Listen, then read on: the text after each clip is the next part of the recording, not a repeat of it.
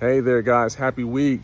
Wanted to do a part two to our last post where we kind of talked about, the banks not really being in the merchant services game and them outsourcing that piece to payment processors, right? So I'm getting questions now saying, well, I processed with the local provider, an ISO, and what does that mean, right? Like who's on the back end of those guys? Well, what I can tell you is most local independent processors use one of those three that I mentioned earlier, right? So Fiserv, Elavon, TCs.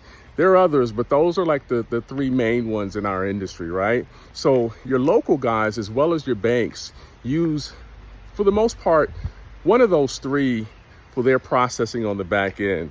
Think of it much like a cell phone, right? You've got an iPhone, which is the hardware, and then you've still got to get the service, right? So just because you've got the iPhone doesn't mean that everybody has the same service. Some people use AT&T, some people use Verizon, etc., right? And then when it matters the most in the merchant services piece is not just the provider, but more importantly, who's servicing the account, right? Because if you have no one to service the account from a local perspective, then it's sort of a waste of time. It's sort of a waste of time in research, right?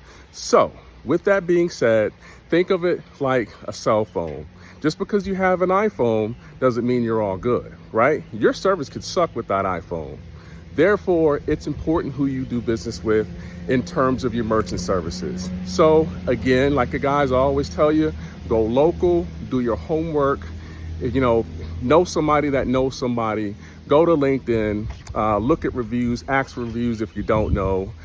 If that person's been around for a while in their market, they can get you what you need in terms of referrals, in terms of references. But today, in today's age, in today's scammy world, I'd suggest that you guys go that route because everybody's using iPhones, but you got to find the best service. So with that, guys, have a fantastic day. Do great things. We'll talk soon.